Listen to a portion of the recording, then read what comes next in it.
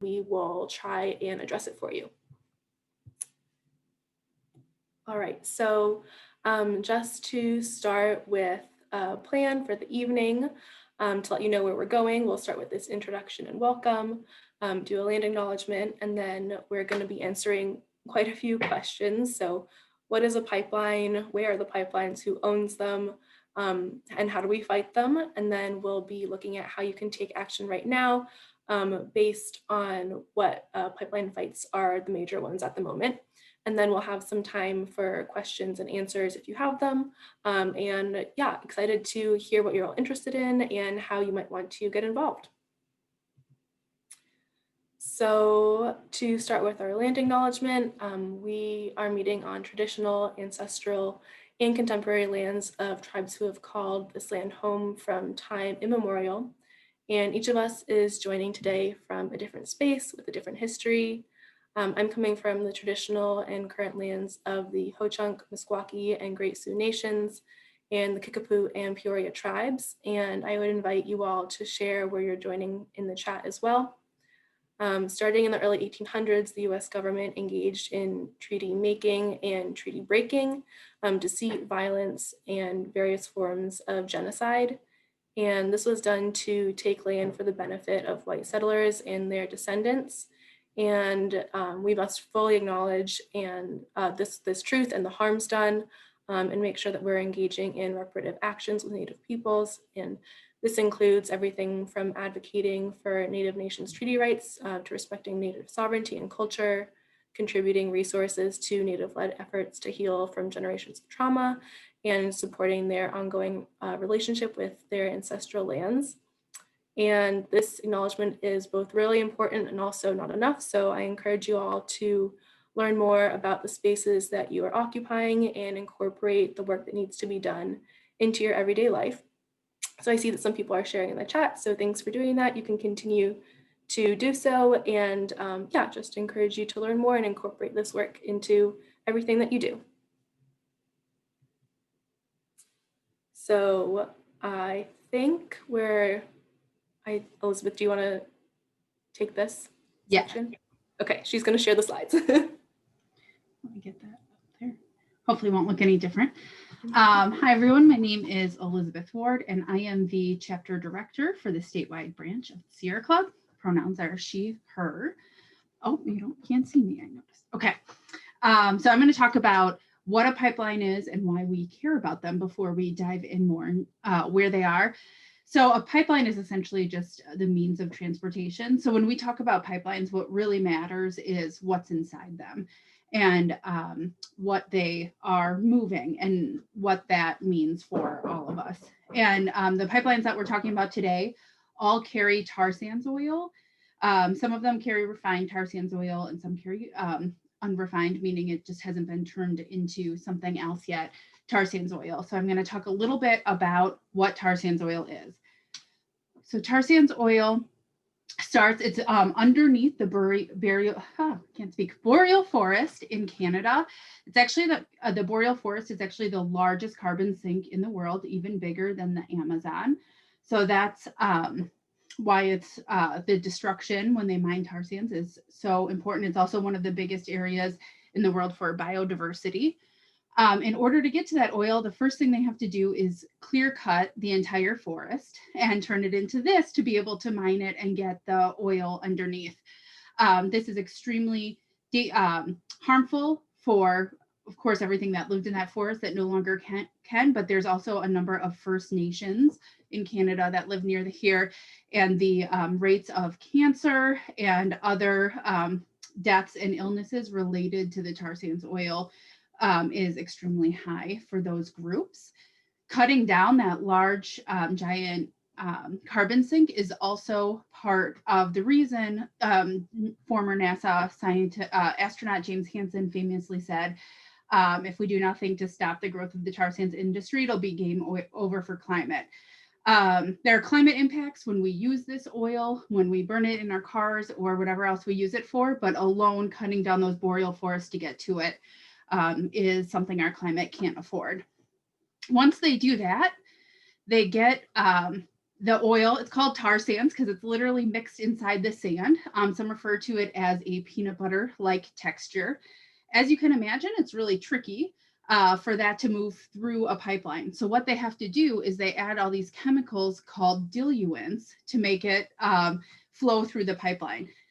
The diluents both include things like cancer-causing benzene, which is one of the reasons we care about pipelines, because if there is a rupture, that means that benzene could get into the air and everybody near who ingests it could be impacted.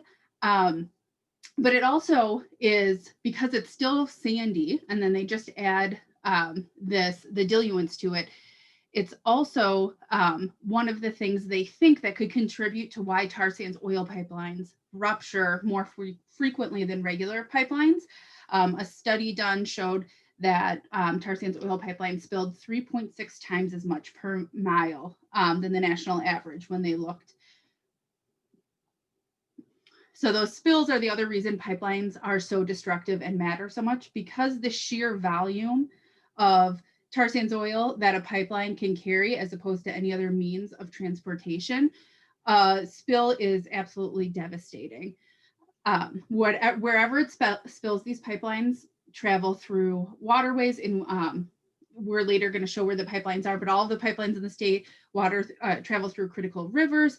They go near or under our Great Lakes. And so a spill threatens oil getting into there, threatens the water, all the ecosystems, and the people who live nearby.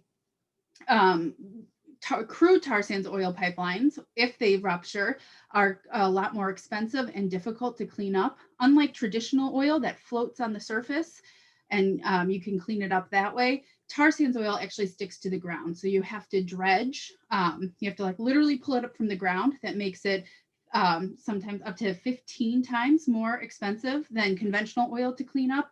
And it also means you're doing further damage to the water or wherever it is as you're trying to clean it up. Often this cost is unfortunately put on the states or pollution agencies, which means us, the taxpayers, and not the pipeline companies. After pipelines are no longer running, so that oil is not flowing through them, there's its own host of problems in leaving that pipeline in the ground. As you can imagine, what they do is they just fill it with gas and close it off. But if there's a rupture in there, a rupture in the pipeline, it can cause sinkholes and all sorts of problems. And so as we talk about pipelines, the last thing I want to mention before I hand it over, the other reason we care about pipelines is really they're what allows the oil to flow out of the tar sands industry. So this was a map from, I think, 5 years ago from Mazaka Talks, which means money talks. And it showed the industry had 4 major pipelines that they were keeping a watch on that could really carry the tar sands oil out of the region. Right now it's in Alberta. Alberta doesn't need that much oil, so they really have to get it out of there, or else there's no reason to mine it and to burn it. Fortunately, without going into details, we've been able to stop Trans Mountain and Energy East pipelines. So we're really focused on the ones that travel into the United States. And really, that means that we, the United States, as well as Wisconsin, for the ones that travel through here, are really the places where we enable that tar sands oil to flow. And so working on pipelines is one of the ways we can stop that. And I will hand it over, I think, back to you, Jadine, to talk about where the pipelines are that we're looking at. Thanks. Yeah, I'm actually going to pass it to Jenny, and I'm going to just share our slides again. And she is going to talk a little bit more about where these pipelines are and get into some details. Yes, so good evening. My name is Jenny Herrick, and I am a member of the Sierra Club Tar Sands Pipeline Committee, and I actually am a recent member, so I apologize. Many of you probably know more than me. But I'm going to start with this map, which is obviously filled with lines and pipelines, and I'll give you a minute to kind of look it over because it does list a lot of information, but some of it, what we already talked about, you know, you can see the Canadian origin of the pipelines and the fact that Canada has really just been producing these tar sands in its current format since the 1960s. We've known that these oil deposits exist for thousands of years, but the tailing ponds that Elizabeth mentioned we saw photos of in the oil sands regions of Alberta. You can actually see those from space. And that's, you know, obviously something that we've just done to the environment in about 50 years. Each individual state, you can notice that pipelines usually cross multiple states, but each individual state that has a pipeline has to approve that pipeline. But all the lines are connected. So we want to make sure that you understand, even if a pipeline in Wisconsin were to shut down, for example, that would impact everything else. So really the fight is connected no matter if the pipeline is in Wisconsin or not. And some examples of that are there, you can see kind of up by the Superior region in Wisconsin, there's some pipelines up there, one of which is Line 5, which we're going to talk a little bit more about in detail, the fight to shut down that pipeline. But what happens if that pipeline were to shut down is other pipelines would probably want to carry more oil through alternate avenues and alternate pipelines. So when you do that, you also are needing to increase the storage capacity at the areas that house the terminus of the pipeline. So it's kind of all connected, and that's why the fights throughout the region are so important, encompassing more than just what's in Wisconsin. So if you want to go to the next slide, we're going to talk a little bit about Native sovereignty. And obviously, this is a really, really big idea that Jadine touched on just in our introduction a little bit, but it's this idea of how many of the pipelines we often hear when you heard about the Dakota Access Pipeline fight a few years ago, there was a lot of demonstrations by the Standing Rock tribe, and there's other involvement a lot of times when you hear pipeline fights that involve Native communities. And it's really through the deep understanding of and connection to the land that Native communities have managed their environments sustainably for generations. But however, as we know, and Jadine alluded to earlier, Native communities also have a long history of being exploited, and they're exploited for their resources. And this obviously, and historically and in the present day, has led to racism as a result of the colonialism of our past and our present. So it's really important to understand what Native sovereignty is. So what is it? It basically says that it's US law. So that's important to know, that it's a US law that says Native tribes are the legitimate governments and that they have inherent authority on their land, as well as a certain amount of off-reservation authority. So that a lot of times when we think of Native tribes, we think of them associated with reservations land, but there's also something called ceded territory, which allows for additional areas for members of tribes to do things like hunt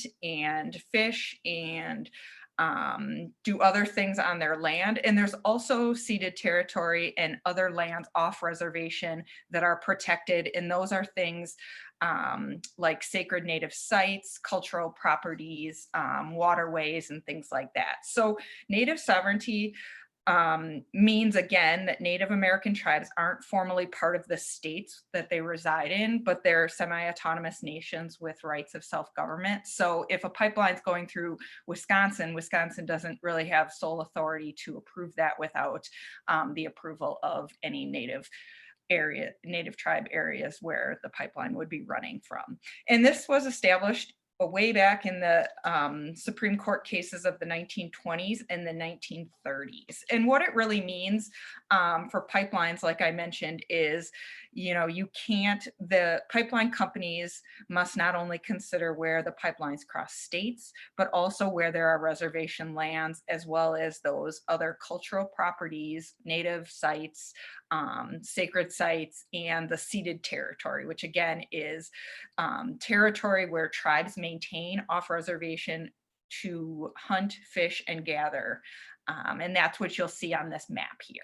So before I turn it over to Phyllis and Paul to talk in detail about some of the pipelines in Wisconsin, I just wanted to give you a little bit of a zoomed in view, I guess, of the Midwestern pipelines. And this is not an encompassing list of all of the pipelines. We're going to talk in detail about line 3 and line 5, but there are a couple other pipelines that do travel through the state. Line 13 is that diluent type of line that Elizabeth mentioned, where that pipeline is actually taking reprocessed or processed oil back from the south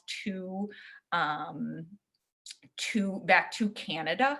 And then you can see the second bullet point is line 61. That's the pipeline that is the primary line in Wisconsin. So you can kind of, I don't know if I can have a mouse that works, but 61 goes from, yes, thank you. And it's the primary line in Wisconsin because it transports the most oil per day. It currently transports 400,000 barrels per day, but they're trying to expand that. There's a proposed expansion to more than double that to 1.2 million barrels per day, which if you put it into context, that's actually 45% more oil than what was proposed in the Keystone XL pipeline transport. And it's 155% more than what Dakota Access would transport. This line, as we saw from the little icon that Jadine so nicely put in. It originates in Superior and runs through Wisconsin to Delavan. It terminates in Illinois, but it actually passes through 15 different counties in Wisconsin. And then there's another pipeline, which is a proposed pipeline, which is labeled line 66. This would be a twin pipeline to line 61, which currently exists, and if approved, it would carry an additional 1.2 million barrels per day. So if you think again to what I talked about a little bit earlier in terms of how things are all connected, it's this idea of, you know, if one pipeline gets shut down, then they want to do a twin pipeline or, you know, carry more oil per day. So it really is all really connected. And there are some major fights going on in these two other pipelines. Line 3 is mostly in Minnesota, and line 5 is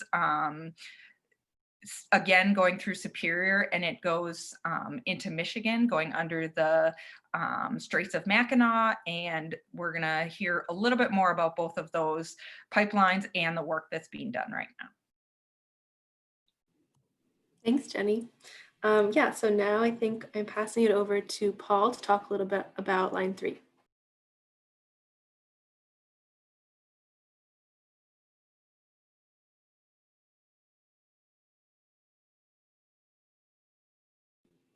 And if you're trying to talk, it's possible you are on mute. I certainly was on mute. Sorry about that. All I said is that there's already raised a lot of questions in my mind that could be clarified from even the discussion that's already taken place. But our focus tonight is mainly on line 3, or at least mine is, just noting that the same procedures, legal processes, and activity that's occurring on line 3 now is what is going to be facing everyone on line 5. Line 3 is of ultimate importance now because there are at least 4 or 5 actions in courts that are coming up all within the next probably 30 to 45 days now. Is scheduling for an appeal on the Minnesota Department of Natural Resources permits that were provided on line 5 is an appeal from the Minnesota Wastewater Pollution Control Agency is on appeal. An appeal on the Minnesota Department of Commerce permits, which allowed the permits to be provided based on data provided by Enbridge 7 years ago at a different time when the tar sands economy was much more robust, and there were contracts and lots of oil and speculation flowing out. The whole dynamics of the commerce of the oil industry has changed, and so the appeal is basically asking for a reanalysis. The fourth one is the Army Corps of Engineer permits, which provide for water crossing and wetlands crossing. This particular permit was issued without an environmental impact statement. Under the Trump administration, basically the position is that since the Minnesota DNR did some kind of an environmental impact statement, that the Army Corps of Engineers did not need to provide one. And that was the basis for a recent order by a federal judge in the Dakota Access Pipeline. The judge ordered the pipeline shut down and emptied because it had violated federal laws having to do with environmental impact statements. So that's in litigation. And then there's an injunction request that was filed by Earth Justice on behalf of the White Earth tribal government, the Red Lake Nation, the Sierra Club, and Honor the Earth recently. All 5 of those actions are pending. And so what is happening in northern Minnesota now in the middle of the winter, in the middle of a pandemic, is an attempt by Enbridge to get as much of the pipeline into the ground before these appeals. And so typically you might see 1,000 workers, and on the Dakota Access, they started on both ends and ended up at the middle on the Missouri River. In this case, my understanding is they are beginning construction on all 13 major waterway sites, that they've hired every water drilling apparatus or pipe drilling apparatus in the United States. I've been up at a couple actions in northern Minnesota the last couple of weeks, and you can count about 99% of the trucks for equipment and workers and everything from out of state, Pennsylvania, Louisiana, Texas, California, all over the country, not very much Minnesota. And so with the influx of what Enbridge says will be 4,200 workers by the middle, well, this is the middle of January, there's already been one worker killed on site, in part because they are in a rush to get as much as they can done before any of these 5 cases. So that's the race against time. And that's why you see people who are volunteering to put themselves in harm's way on these action sites. And it's not like the Dakota Access and Standing Rock, because there are many, many organizations involved who have independently done their work to organize their own organization. So Interfaith Power and Light in Minnesota has the singing grannies that get up in block traffic and sing hymns. Sierra Club is up there, 350.org. League of Women Voters has put people in it. There's a lot of local people involved who've already been mainly cited. A handful of people jailed. Climate Warming Youth Defense League, a lot of young people are on site. And you have all these other organizations that are typically involved in the fight up there. But what we do know is on the ground in Minnesota, along the 300-mile route, we have at least 5 operating camps at this point. Starting with out of Duluth, where the Superior Refinery is across the river. Line 3 is finished to the Wisconsin border, and construction picks up there and runs northwest through the Fond du Lac Reservation. You can observe it from Highway 210.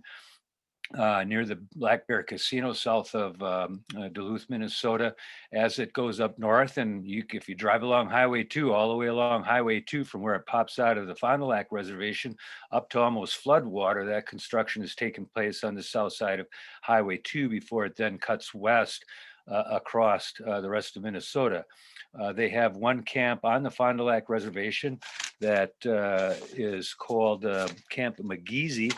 And that is run by a group called the Gitchigami Scouts. That is an indigenous-based camp run by Taisha Martineau near the city of Cloquet on the line. They do own land. That family does own land on the line up there, and so they border it. The main site that's received a lot of attention is the Water Protectors Welcome Camp, which is about 16 miles north of Palisade, Minnesota. It's on Highway 10, also known as the Great River Road, and is in between the Sandy Lake region, which was a very important commerce center for indigenous people, and the Hay Point Ojibwe village on Highway 169. And so moving on over toward the Leech Lake Reservation is the GNU Collective, south of Park Rapids. At White Earth, there's the Coffee Pot landing campsite, and then there's the Thief River Falls at the St. Hilaire River crossing up on the Red Lake Reservation. all of those camps are what you're going to call closed camps compared to what it was at Standing Rock, where people just poured in. In order to find yourself inside those camps, you're going to have to work yourself in through contacts.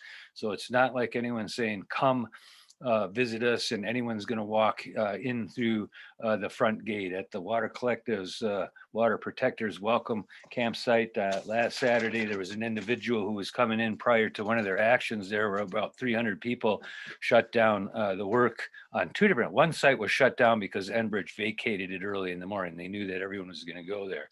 At noon, everyone got in their car and drove 40 miles to the pipeline, which is 10 miles by the Enbridge route on 169, and shut down the drilling that was going on there. And a lot of people have viewed those videos of that particular action that day, in which 6 people were arrested by interfering with equipment and violating the laws on trespass.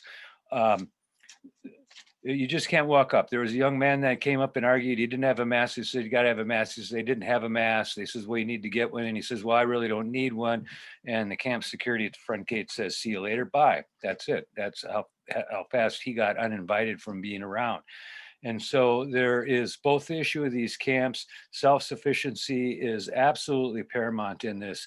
If you're going to go up there to resupply them, make sure that you have a full tank of gas. It's a rural area. The lodging along that line is contracted out to Enbridge and subcontractors. So even if you see an 8-room hotel with nobody staying at all, it's a good chance that in those rural areas, those are reserved for workers. And you need to be prepared with your own food, your own, everything that you might need for winter survival, because that's where you are in the North Country. Most of the camps at this point have enough food. Most of the camps have enough clothes that have been donated. They don't have any more space to store those things out in the woods in the tents they have. They're more inclined to be working on establishing yurts, putting up A-frames, and the need for construction materials like pallets, planks, insulation panels, those types of things, potbelly stoves and stuff, so that people can survive the upcoming blizzard, and hopefully we'll have the upper hand when Mother Nature comes along. So those are some of the things that are going on. Again, 30 some organizations, maybe more, many I don't even know about, all are online. If you're not part of one of those organizations, you need to find your way into northern Minnesota with guidance through some of those organizations that I mentioned, and find them online. So you have backup, so that people know where you are. There are construction workers that are very, very unfriendly and unhappy. Our argument to them the other day was simply this: look, you can put all this pipeline in, we're going to shut you down every day. It extends your contract for another day of work, more wages and salaries, time and a half, food for the table. You're making everything you need to go on vacation for 2 years if you allow us to stall your contract. In fact, maybe you'll put half of the pipeline project in, the court injunctions will come along, and the judge will order it back out. And when you take that half of the project you already got in, you will have a complete project. You can go home and leave northern Minnesota alone. We have to find those arguments about job creation, job stimulus, and things like that in our communities. We got to talk to people. We have to host talking discussions. We have to feed each other and have coffee so that we get to know the community. And much of the lead on what's going on is coming from local community members. The Honor the Earth, the Water Protectors campsite, is land that was provided to that nonprofit organization by people who are concerned about the line, and that camp is on borders on its northern edge of the easement. So with that, I think I will let it go to the next speaker here. I got a couple other things. It says ice fishing tents, dry wood, and those kinds of things. So, but planning is paramount. Self-sufficiency is actually paramount as well too. And always let someone know if you're going to go up there, because if you get taken into custody by the police or accosted by workers, people need to find you. Thanks, Paul. Thank you. Yeah, that was super helpful information, and I really encourage all of you to make sure you're checking out some of these organizations. We'll talk a little bit about the end about how you can kind of plug in and get engaged as well. So thanks, and I'm going to pass it on to Phyllis. And just a reminder that if you all have questions, feel free to put them in the chat, and we're saving them and can get to them at the end once we're through. So thanks. Phyllis, you're up. Thank you so much. I'm Phyllis Hasbrook, co-lead of the Tar Sands team with Elizabeth Ward, and I'm here to tell you about Line 5, another pipeline that is the object of a huge effort to shut it down. Enbridge has had this crude oil pipeline since 1953, and it goes from Superior, Wisconsin to Sarnia, Ontario. Next. It crosses northern Wisconsin. You can see this here, including the Bad River Reservation, and then it goes through the Upper Peninsula of Michigan. And then, did we lose one? Can you go back one? I don't know if we lost. Oh, I guess I must have dropped it somehow. Okay, no, go back one now. It's all right. It just showed where the two pipelines, the one 30-inch pipeline becomes two 20-inch pipelines as they go along the bottom of the Straits of Mackinac, just a little bit east of the Mackinac Bridge. And then it becomes one pipe again, and it goes through Michigan and crosses into Canada, where it delivers its cargo to refineries in Sarnia. So next. Oh, no, no, actually, go back. This is the one where you can see the entire Line 5 from the western tip of Lake Superior, where the city of Superior is on the left, through the Bad River Reservation, which is in orange, across the Upper Peninsula, across the Straits, through the Lower Peninsula, and then across the river into Sarnia. In 2013, several 50-year pipeline leases on the reservation ran out, and the Bad River Band of Lake Superior, Chippewa, decided not to renew them. They understood the danger to their water and land, and they told Enbridge to take their pipeline out. Well, Enbridge stalled and cajoled and offered more and more money, eventually $24 million. And finally, in July 2019, the band had to sue them in federal court to make them remove it.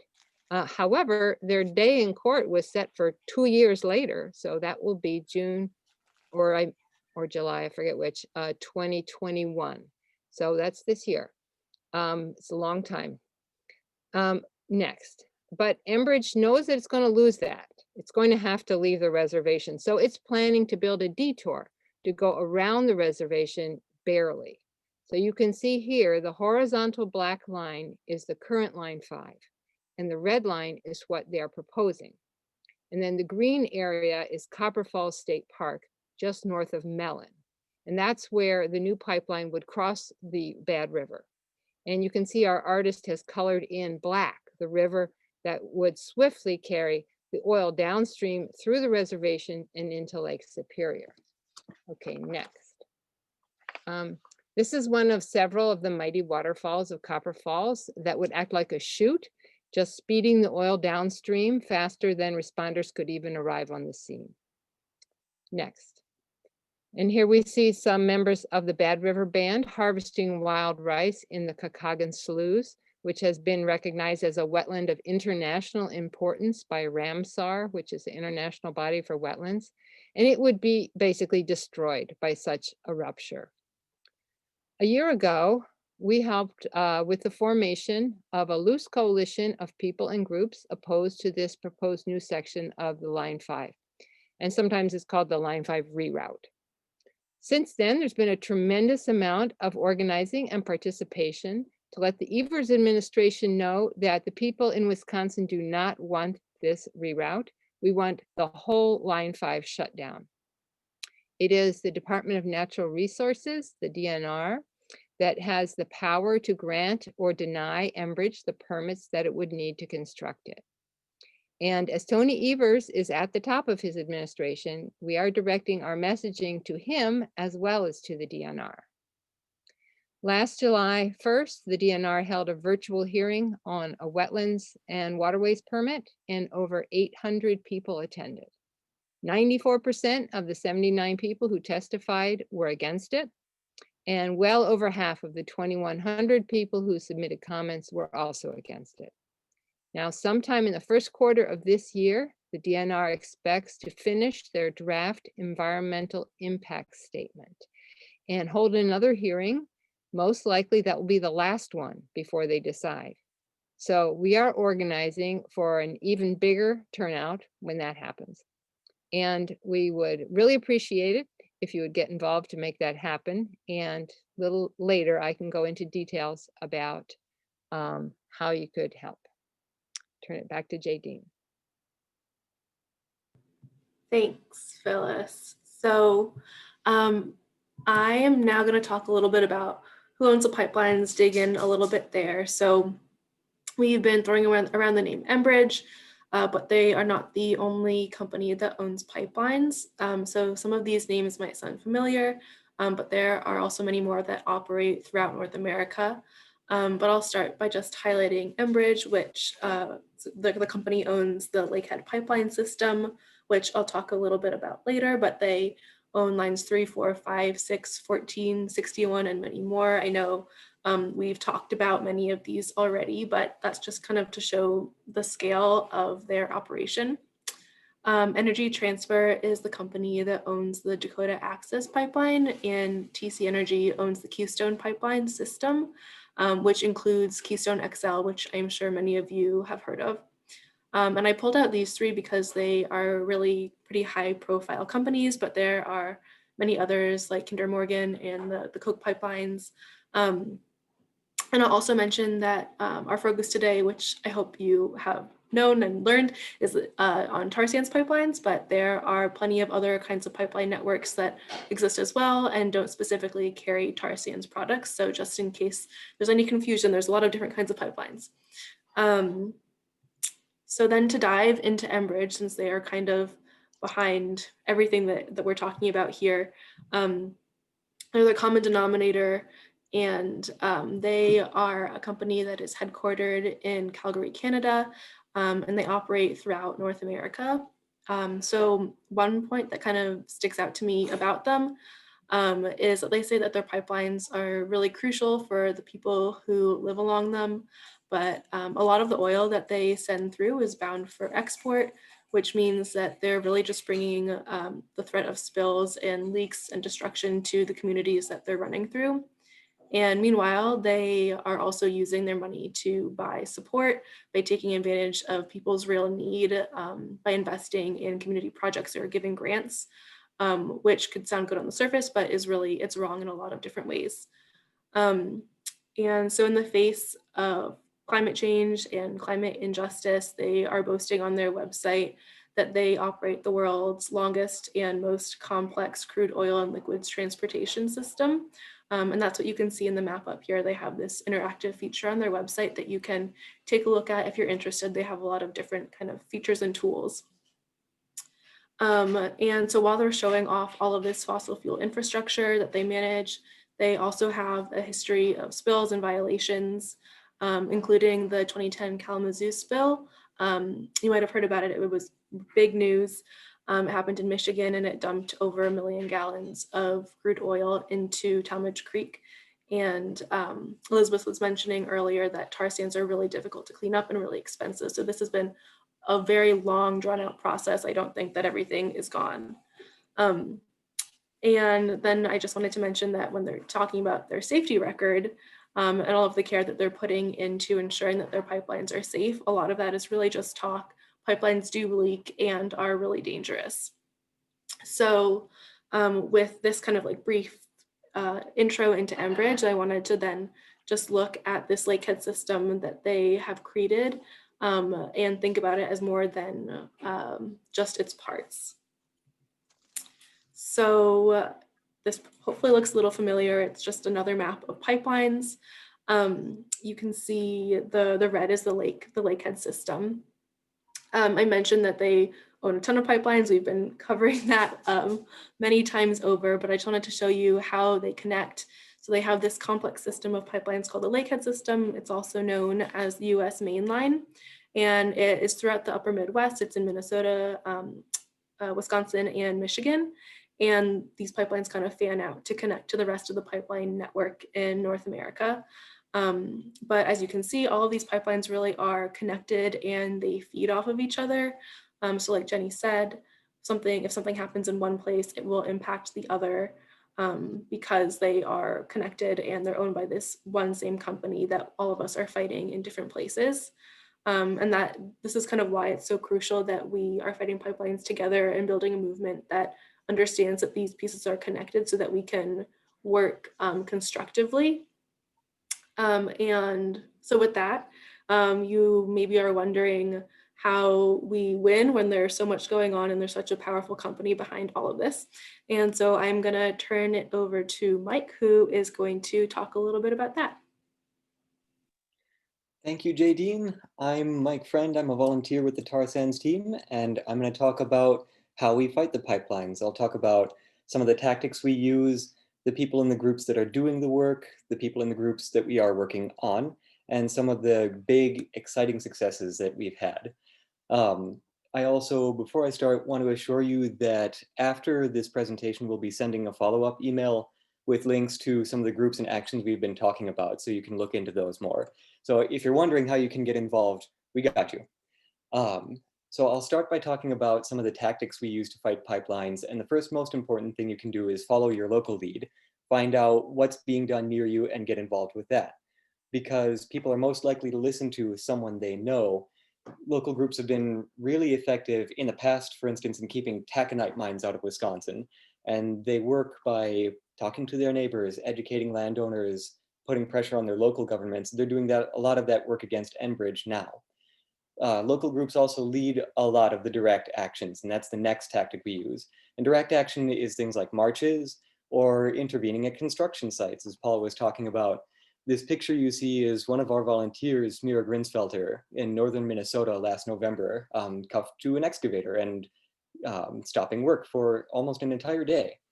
Now, if you don't want to cuff yourself to an excavator, there's a lot of work that you can still do to help with direct actions. That can be support work on site, like cooking or building shelters or providing medical support.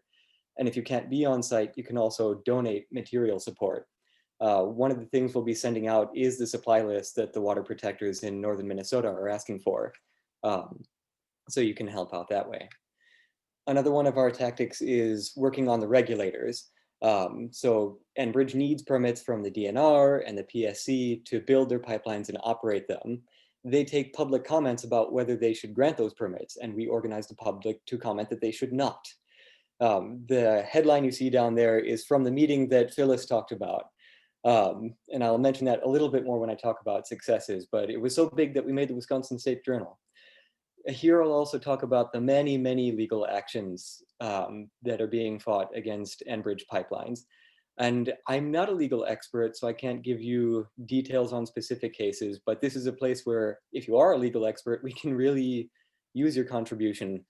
I also want to mention this because this is a place where we can help each other across state lines too. The decisions that are made in a lawsuit in one state set a precedent for lawsuits in another state. So that's why it was exciting when I learned that the district attorneys of Minnesota, Wisconsin, and California filed what's called an amicus brief in a lawsuit in Michigan. And that's basically, we were throwing our 2 cents into that lawsuit, but it was really encouraging to see work being done to fight these pipelines across state lines and by state officials, no less. Can we move to the next slide? So the next tactic that we'll use is cutting the purse strings, and that's putting pressure on the banks and financial institutions that support Enbridge in the fossil fuel industry. And we've done this through sit-ins at bank branches when that was safe to do. We've moved it online, and the 350 Madison Divest and Defund team hosts regular virtual takeovers where we set aside a time for a group of people to leave bad Yelp reviews and Google reviews to put pressure on Chase that way.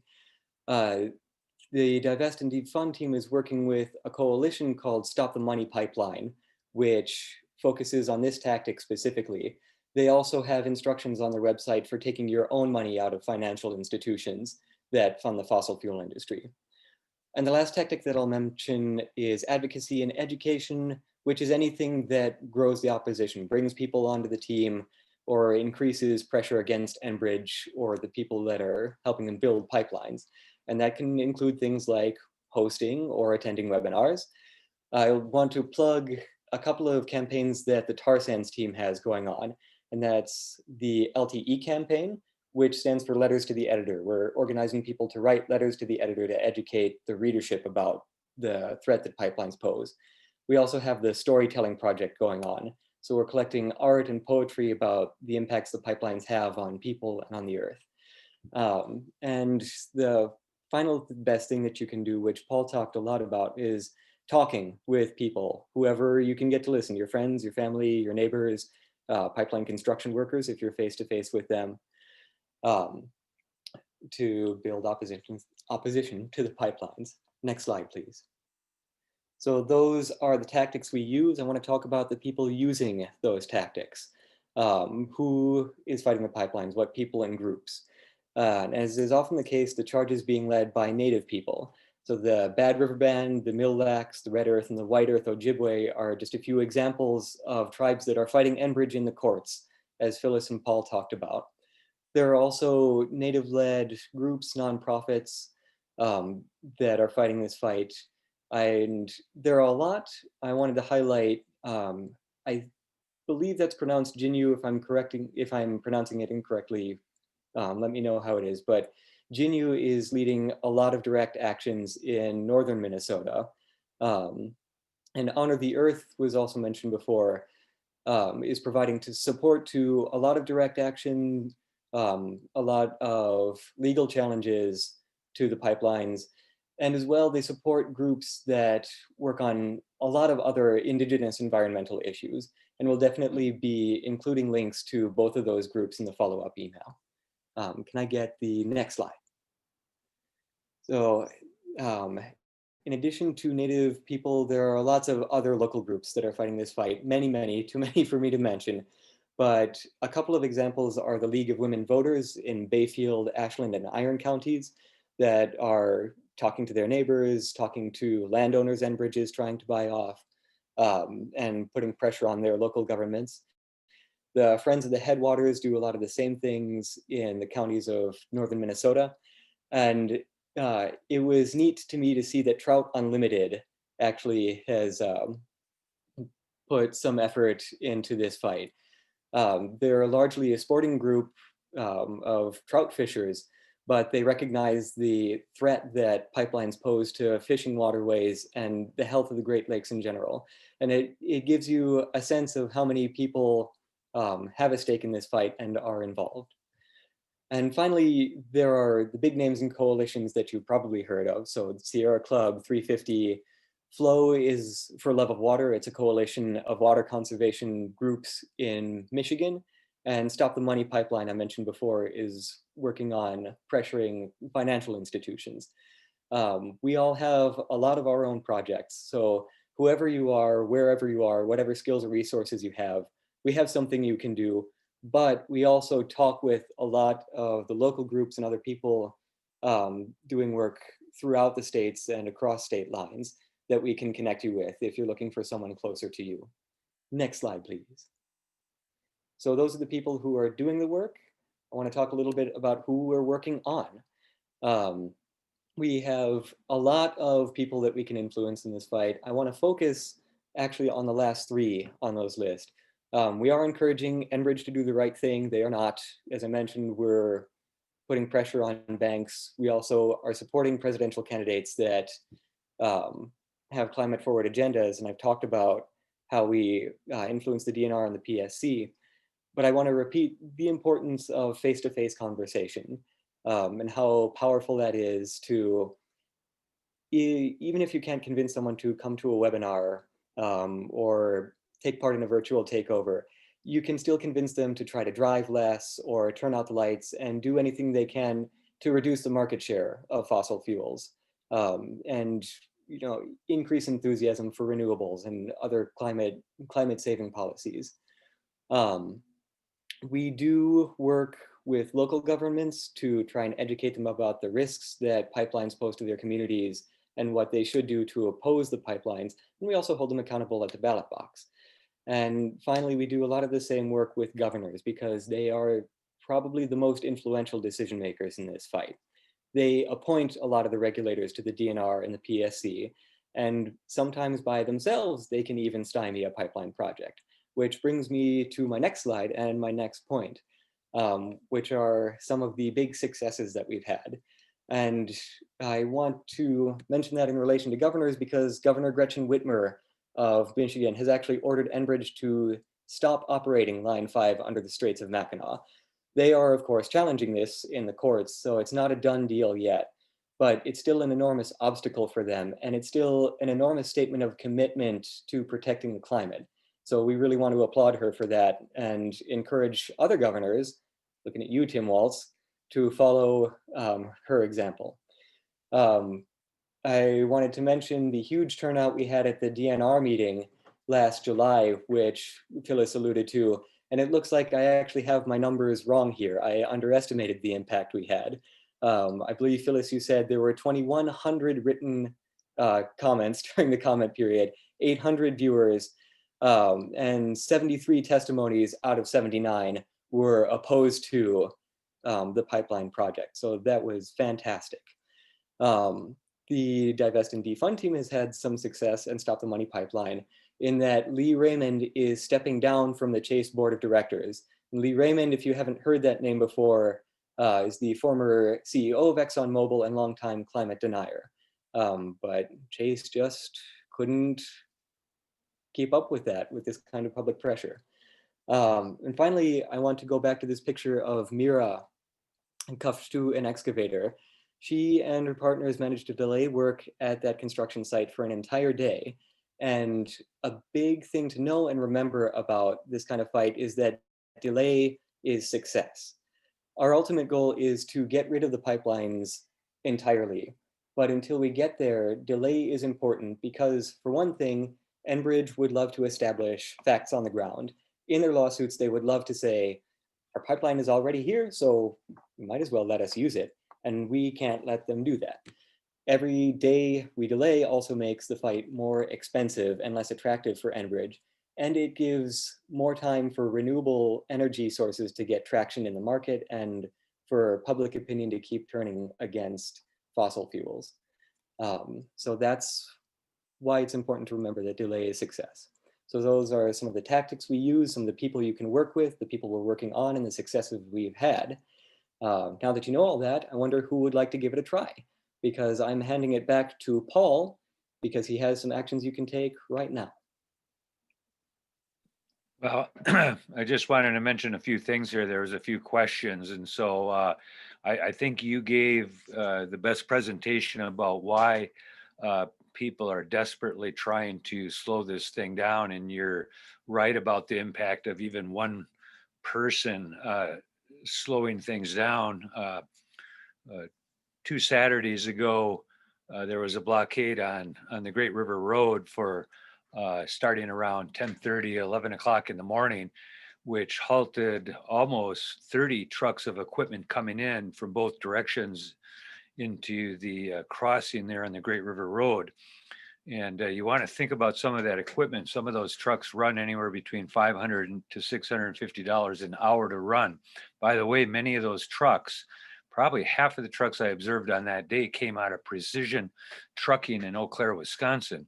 And so the whole issue of divestment and pressure and those kinds of things needs to take place on those equipment organizations that are facilitating this. And you know, we all sympathize with these guys for needing jobs, but the sooner we get into the transition, the better. There was another question about whether or not the state or county or anyone could shut something down the way the tribe prevents a pipeline company from building on their lands, and the answer is no.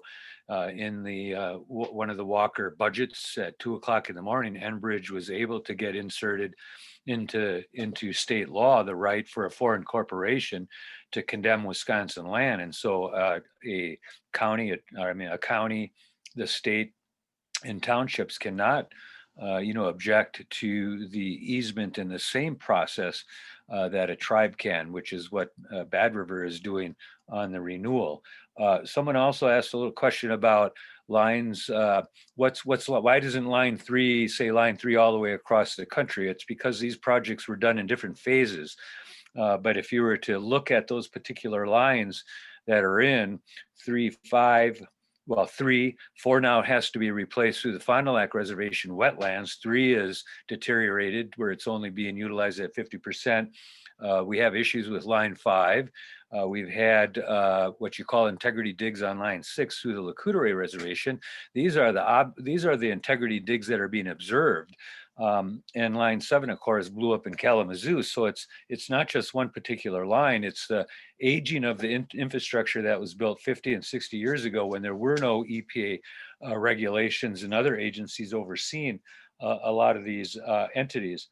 And each one of these lines is a different project at a different time. So line 5 was built differently than line 3, even though there are 7 lines that run into the Superior refinery in Superior and 5 that run out of it. And so there are, and you got to look at pipelines. It's just not one flow of oil. It's all kinds of different products going through there at different times.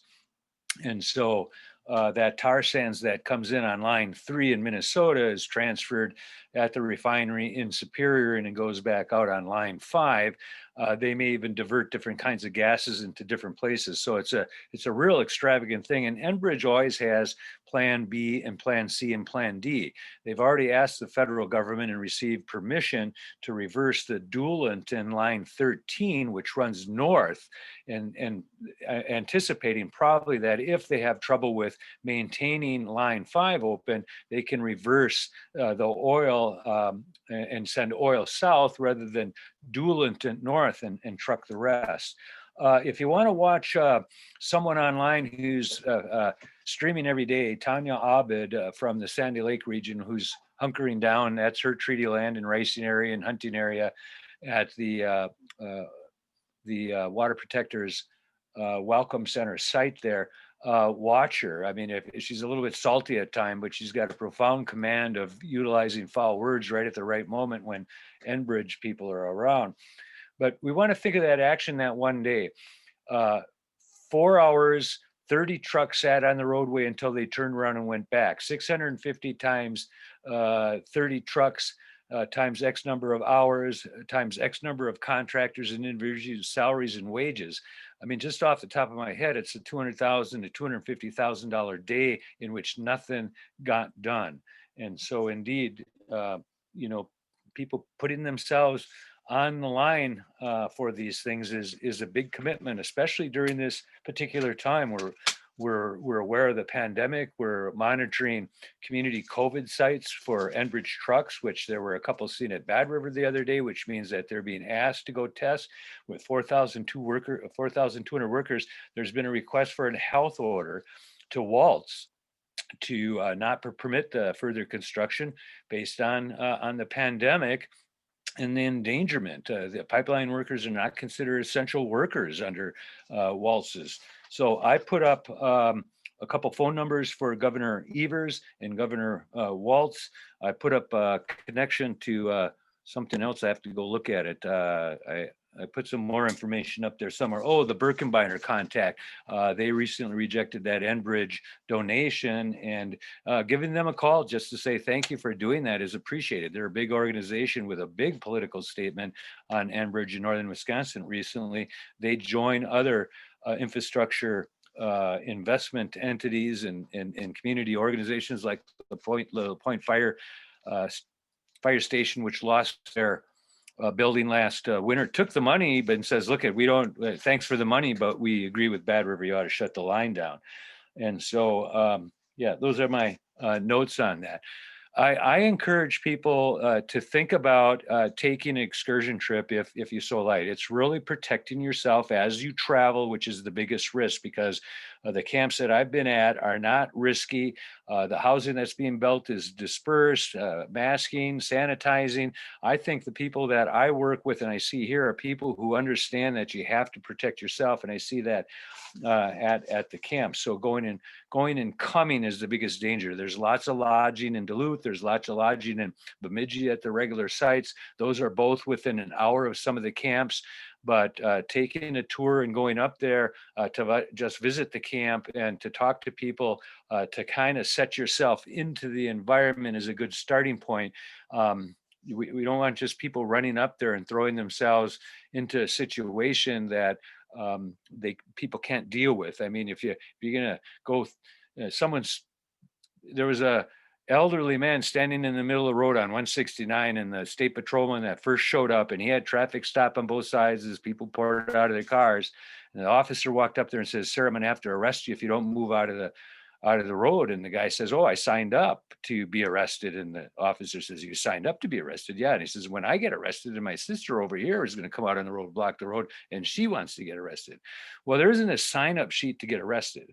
There are community contact sheets that people are asked to fill out in case something occurs in which someone is injured and incapacitated, so they have connections. So there aren't actually sign up sheets to get arrested, but there are sheets to sign up so people know who you are, how to contact relatives. Does your mother know you're going to get arrested and be on TV? Maybe those kinds of things.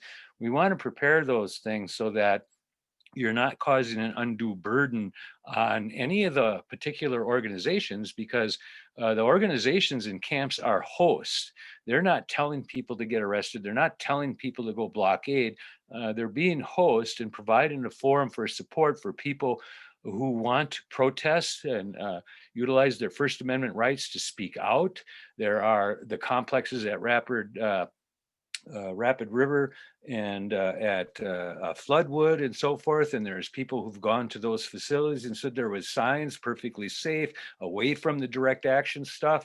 And so they can make their voices heard that way, through phone calls, through fundraising, plenty of donation modules for all these organizations. So yeah, and Tanya Abid, her name is up there. Take a look at her. She does 2 or 3. She is very passionate.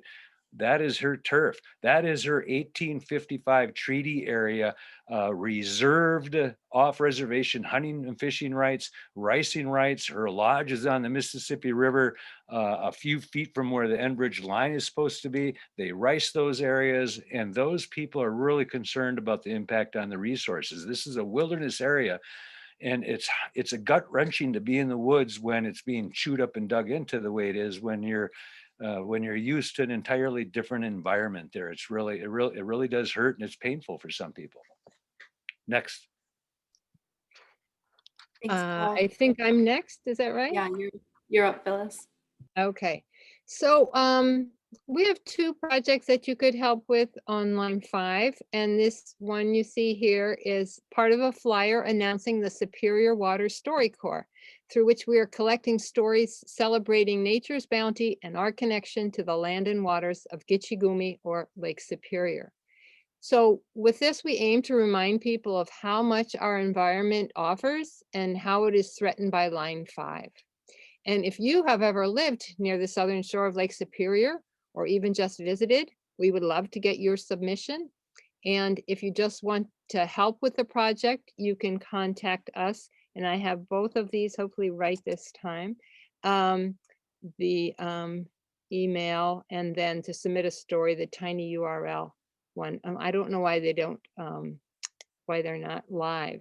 Maybe Jadine, you could work on redoing those so that those are live. I don't get that. Another thing, next, please. Another thing we're doing is creating infographics based on the expert testimony that was offered at the July 1st meeting. And there are so many reasons to be against the line 5 reroute and for the total decommissioning of line 5. And we want to make them as clear as possible to the general public. So this is an example of an infographic. It shows all the spills that line 5 has already had and their size. And so if you are a good writer or a digital artist or someone willing to do phone calls or text banking, etc., please do contact us at tarsandsteam@gmail.com. I also wanted to answer a few questions I saw there. One was about eminent domain.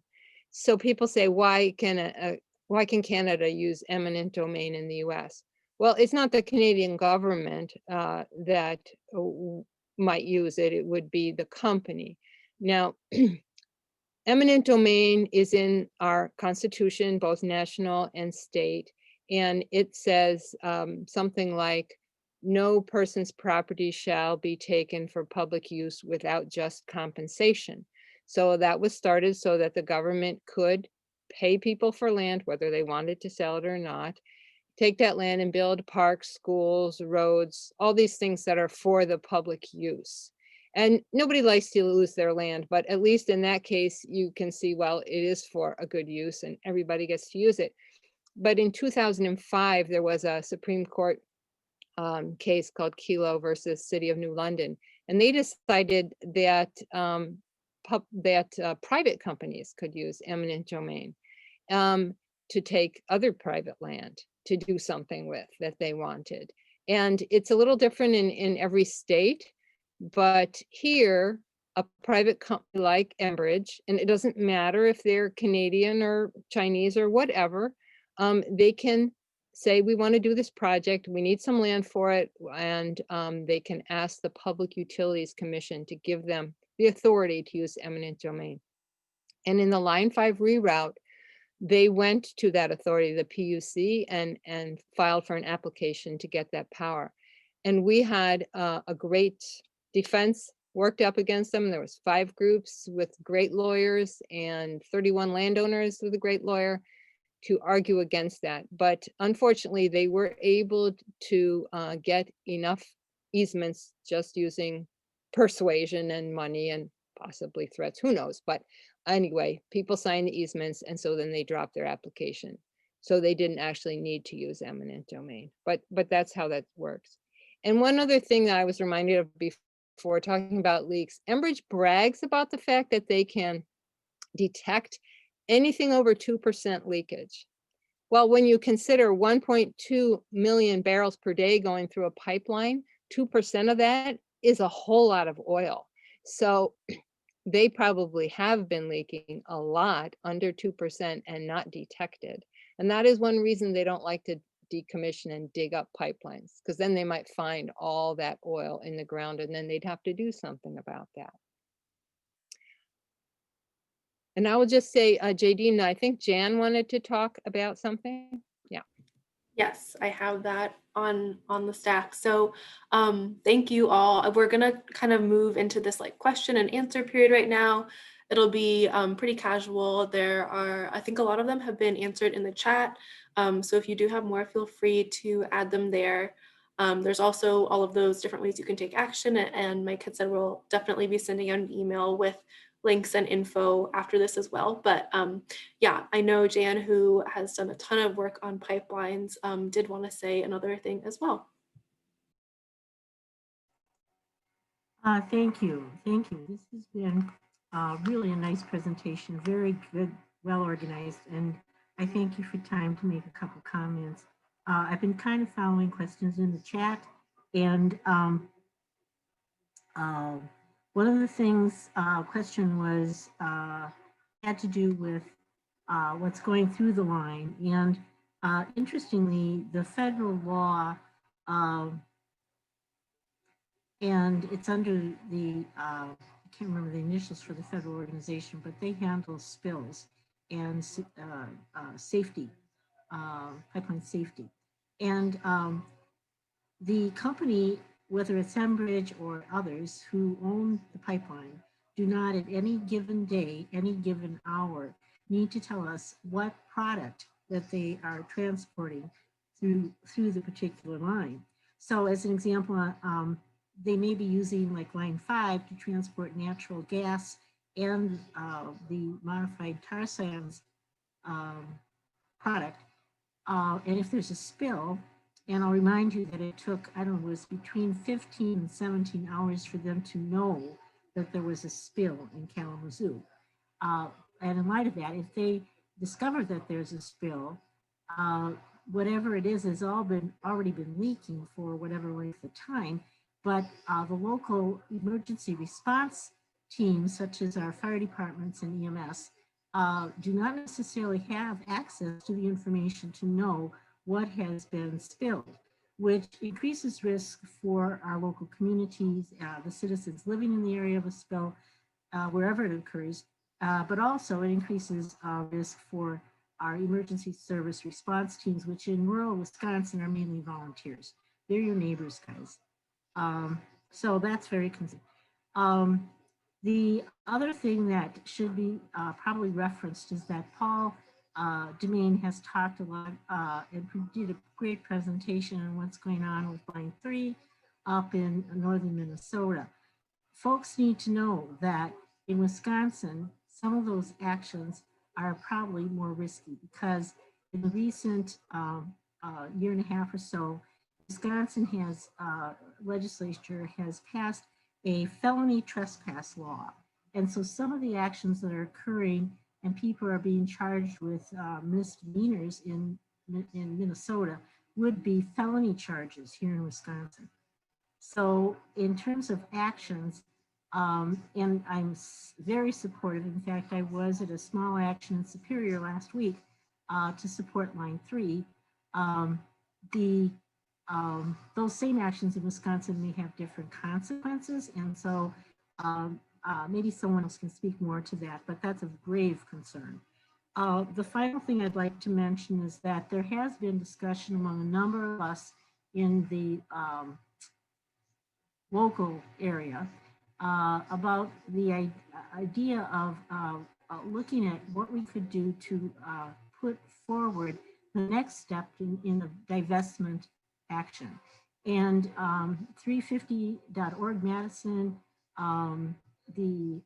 their Tar Sands team, as well as Honor the Earth, has been on board with divestment and the Chase issue for a long time. This idea is exploring the thought that maybe it's time we ask some of these big guys, in the 1%, who have the money to put the money where their mouth is. And as an example, I'll give you Warren Buffett. Warren Buffett has invested in community. He's in the 1%. He's talked against fossil fuels. And so the next question that we need to put forward is whether or not people in that category, now this is not us guys, people in that category would be open to investing in the communities along the pipelines and proposed pipelines. These are mainly poor communities. They're communities that when they're offered, like the Madeline Island Fire Department, money to rebuild a firehouse, they're going to take the money. I mean, how do you turn down $20,000 for your small community's children's recreation program? We don't have that kind of money up here in Minnesota, Wisconsin, and Michigan, the UP. And so there's been a great deal of bribery. And this idea, if we can put it forward, would change the narrative. It would change the narrative of communities feeling like they have to rely on companies like Enbridge to provide some basic good programming for their citizens, and even at the point, like the point of Madeline Island, of fire protection. So this is just an idea in the works. There's a suggestion that with 350.org involved, that we work with Bill McKibben to put this forward. And it certainly is a project, an idea, a strategy that really welcomes any input from folks on this presentation. So thank you. Thanks, Jan. Yeah, thank you to everybody so much. I know that there have been questions in the chat, and I think that we have actually ended up addressing many of them. I see someone asking about where you can donate. So there's food and shelter. I think that there are some priority items that are still needed, including shelter. I think that a lot of other things like food, or maybe like other random clothes and stuff, there is not so much storage space. So we can send out information on what is needed, and as far as what you can give otherwise, maybe like gift cards. There's a lot of different opportunities and needs that can be met in other ways. So that's that question. Somebody had also asked about the impact of using pipelines for various products and contamination. I'm not sure exactly what that means. So whoever asked that, would you be interested in either typing out in the chat a little bit more about what you mean, or you can feel free to come off mute as well. I think that was me, Jenny. And I'm just thinking, So if tar sands are in the pipeline and then they send through natural gas or regular petroleum gas for cars or whatever it is, isn't there cross contamination, and isn't there some other methods that they have to do to clean up that as well? I don't know if that's making sense or not, but It makes sense, but it's not really an issue here. There, on a given day, there might be 15 different kinds of gas and oil going through those lines, and there is cross contamination at the front and back end of those, I'm sure. But there is a transfer. There's a process for which they flow in oil. They put a plug in. They put some neutralizing agent in between another Wow. plug. They put another plug in, and then start the flow of some of the gas. I don't know how it works, but there are people who study the flow of different grades of gas through these lines and can tell you a little bit more about what flows through each one of those lines. But Wow. that's not really an issue in regards to how we stop this project. I mean, I don't mind the question because it makes me think about what might be there. But does that stop the line for the next 45 days so that Tanya Abid can have her day in court arguing about treaty rights in northern Minnesota? No. So I'm just thinking about what else would contaminate and other factors that people there's may contamination, understand more. But yeah, yes, I agree that things, the yeah. pipeline is the main problem. Yeah. I mean, part of the issue of different contaminations is a local issue, but like at Lac-Courte, when they asked Enbridge what they should do if there's an explosion, they said, wait until our guys get there from Superior, which is going to be, it's 2 hours away. So they were saying, don't do anything. Don't do anything until we get there on site. So a lot of the adequacy of local fire departments where the line goes through, I mean, it's totally inadequate. Maybe some of them are going through preparation. And I know that Enbridge is doing some of that training and providing more equipment. But at least a year or two ago, when they inquired here what they should do if there was a spill or a fire or something like that, they says wait until everyone arrives on site, which is a couple of hours before the big equipment gets there from Superior. That's an hour and a half away.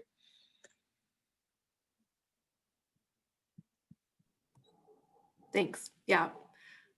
Good questions, good answers. Yeah, thanks to you both. Mike just messaged me and said, hey, I remembered something's happening, which he has a really good point. So I think 350 is planning on sending up some material aid on the 18th. So if anybody, once we send out this email that has a bit more information on what actually is needed, what the priority items are, if you happen to have them and are willing to donate them, they can get sent up pretty quickly. So make sure you are looking out for that. It's a really easy way to get support up to the Line 3 fight. So thanks, Mike, for that reminder. And I'll mention one thing, JD. I mean, really, as much as people want to donate things, it's just almost like a house that's burned down. Do you donate furniture? Do you donate clothes, or you do what? But the easiest thing to do is donate cash and let people make decisions. I mean, someone needed to acquire a four-wheeler and people were asking around and someone donated it or someone wrote a check for it, those kinds of things. Cash is probably the easiest way for any of these organizations to convert it to what they need at that particular time. Jadine, I have a link to the Google Doc with the list of their priority items that they're still asking for. Should I just drop that in the chat for people? I will do that now. And they're also asking for donations of gift cards. I want to plug, to have something a little bit more liquid that they can use. Thanks. Yeah, does anyone else have questions? Or if I missed something in the chat that we didn't cover already, feel free to let me know. But yeah, space is open if there are more questions.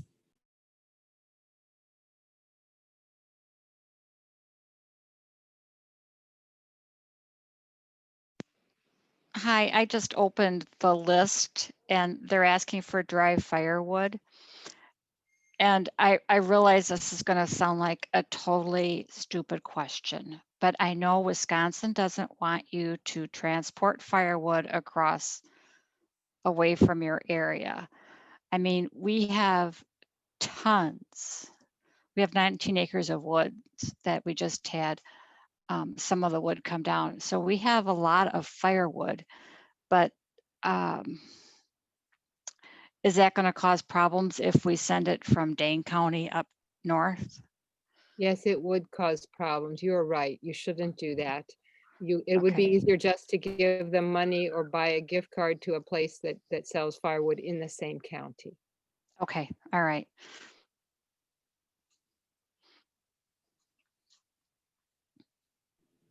And Kathy asked, I don't know, I think Paul, maybe this is a question for you, if there's a best place to give cash donations or money directly. What was the question? There's a best place to send cash donations, or if people should just look into some of the organizations working up on the front lines. GNU Collective, GINIW, which means Golden Eagle, GNU Collective, stopline3.org.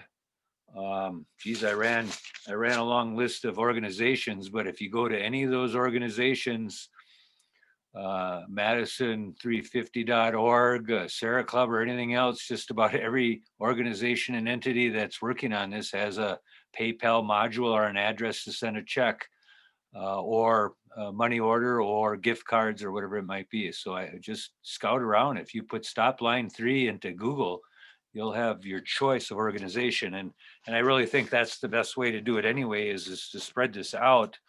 I mean, I'm the board of directors, the chair for the board of directors of On the Earth, and I have a conflict of interest. But my suggestion is you spread a little bit of money out to all these organizations rather than giving big one lump sum. But we're approaching big funders in organizations and asking them for strong support because of the organization's legal expenses on the outside from the direct action stuff. I mean, we're talking about a lot of money that's going into legal fees. So our organization, On the Earth, is focused with big fundraisers for the legal challenges that are going on. But spread your money out, a little money here and a little money there. If you take a visit, be ready to throw $20 at somebody that looks like, bring a pair of boots up. And if you see some kid wearing tennis shoes from the cities that doesn't know any better, hand it to them, kind of a thing. So there's lots of different ways you can support. Look online, just Google it, and there's going to be plenty of places that'll come up. Thanks.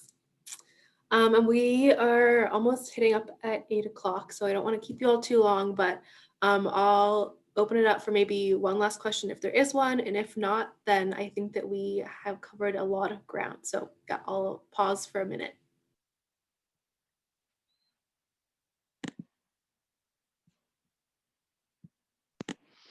I just want to bring up again about donating. I know for Dakota Access Pipeline, they had funneled just like a couple organizations where we knew that money was going to be used directly towards the fight, and the people out at Dakota who were there in the freezing cold or whatever and what they needed. And the concern I have with some organizations is that more of the money is used for administrative purposes than going directly to the people that need it. This is Phyllis. I would say if you go to the 350 Madison website and look for the blog, which is the same thing as the Stop Line 3 material aid email, we have the a Google Doc with places that they said they shop and they would like gift cards to. And some of them, like the big box stores, you would have to go to your local big box store and then you could mail it to them, the card. And others like the Palisade Cafe, they will do it over the phone. So I put all that information in there for each one, how you can get a gift card to it. And then I'll give you the address to send the gift cards to. And these are people who are doing the work and living there on the land, guaranteed. So that would be a good way to meet that concern. Great. Thank you. So I think that we can wrap up now. So just wanted to say thank you again to all of you who came, everybody who spoke. I really appreciate all of it, and I hope that you all feel more excited and ready to kind of get engaged. If you want to learn more, feel free to reach out. But again, I'll send out an email after this with the links that we talked about and any other general information. So yeah, I hope you all have a good night, and hopefully we'll talk to or see virtually some of you soon. So thanks again for coming. Bye.